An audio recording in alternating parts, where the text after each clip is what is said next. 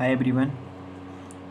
आज मैं इंग्लिश का एक बहुत ही इम्पोर्टेंट टॉपिक कंडीशनल सेंटेंस करवाने वाला हूँ, क्योंकि हमारा एसएससी सीएचएसएल के एग्ज़ाम और एमटीएस के एग्ज़ाम अभी काफ़ी पास हैं। तो ये टॉपिक इंग्लिश के में बहुत ज़रूरी है और इस टॉपिक में हमें बहुत कन्फ्यूजन होती है।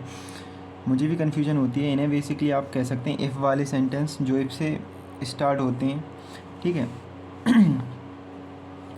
ये बेसिकली गाइस देखो 3 प्रकार के होते हैं, 3 टाइप होते हैं इनमें, और यहीं से एरर बहुत सारे आ जाते हैं, ठीक है। तो फिर चलो शुरू करते हैं बिना टाइम वेस्ट किए, क्योंकि टाइम आपका बहुत कीमती है।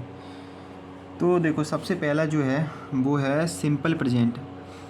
अगर आपको सेंटेंस में सिंपल प्रेजेंट दिखता है तो जो दूसरा सेंटेंस होगा उसमें सिंपल फ्यूचर, यानी इसकी हेल्पिंग वर्ब क्या होती है, सिंपल फ्यूचर की विल। आपको ये ध्यान रखना है। अगर इधर वर्ब की फर्स्ट फॉर्म आएगी तो इधर विल आएगी, ठीक है। अगर इधर सिंपल प्रेजेंट होगा तो सिंपल फ्यूचर आएगा। और इसके बाद देख लेते हैं दूसरा। अब यहाँ पे वर्ब की फर्स्ट फॉर्म थी, अब यहाँ पे सिंपल पास्ट यानी वर्ब की सेकेंड फॉर्म हो गई। तो जो विल है इसका भी सेकेंड फॉर्म होता है वुड, ये आएगा, क्योंकि वुड एक मॉडल वर्ब है, ठीक है ना। तो इसके साथ वर्ब की फर्स्ट फॉर्म आती है, लेकिन आपको याद रखना है विल का सेकंड फॉर्म आएगा वुड, ठीक है। सॉरी गाइस, थोड़ा फ़ोन ही लिया था।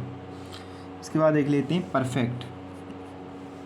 अगर यहाँ पे हेड प्लस वर्ब की थर्ड फॉर्म दिखती है आपको सेंटेंस में, आपको ये नहीं सोचना है, अभी देखो मैं बताऊँगा आपको क्या नहीं सोचना है। अगर आपको हेड के साथ वर्ब की थर्ड फॉर्म दिखती है, क्योंकि हेड के साथ वर्ब की थर्ड फॉर्म ही आती है, ठीक है, तो आपको यहाँ पे वुड हैव प्लस वर्ब की थर्ड फॉर्म लगानी है, ठीक है। क्या, वुड हैव प्लस वर्ब की थर्ड फॉर्म लगानी है। वुड की जगह शुड, कुड, माइट, ये तीनों भी चल सकते हैं, ठीक है, कोई इसमें दिक्कत नहीं होगी। चलिए अब एग्जांपल कर देख लेते हैं।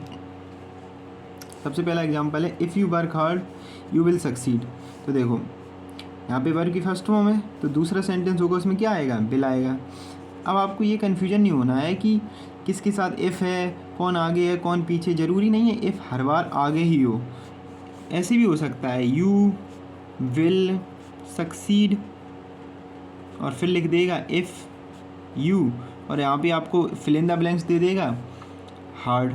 तो अब आपको यहाँ विल दिख गया, यानी सिंपल फ्यूचर दिख गया, तो यहाँ पे सिंपल प्रेजेंट आएगा, यानी सिंपल वर्ब की फर्स्ट फॉर्म आएगी, ठीक है। वर्ब की फर्स्ट फॉर्म में एस ई एस वो आपको सब्जेक्ट के अकॉर्डिंग लगाना है। ये सब्जेक्ट प्लूरल था इसलिए एस ई एस नहीं लगी, ठीक है। तो इस बात से बिल्कुल भी कन्फ्यूजन नहीं होता है कि इफ़ स्टार्टिंग में ही आएगा, ऐसा कोई रूल नहीं है, ठीक है। ऐसे ही देख लेते हैं सेकंड वाला, जैसे if he came to my house, verb की सेकंड फॉर्म है, यानी ये, तो यहाँ पे क्या आएगा, विल की सेकंड फॉर्म आएगी, तो आ गई देखो वुड। समझ में आया।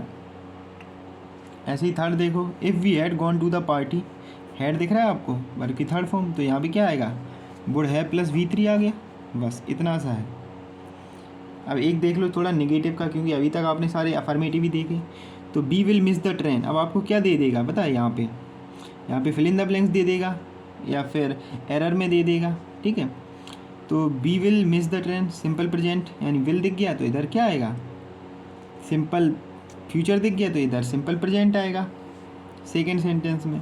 तो अब देखो सिंपल प्रेजेंट में ज़रूर थोड़ी है कि वो पॉजिटिव ही दे, निगेटिव भी दे सकता है। तो निगेटिव इसकी साइक्रिया होती है डू और डज, ठीक है ना। तो डू आता है प्लूरल के साथ यानी बहुवचन के साथ, और डज आता है एक वचन के साथ, ये भी आपको ध्यान रखना है। तो ये 3 बेसिकली बहुत इंपॉर्टेंट होते हैं कंडीशनल सेंटेंस में।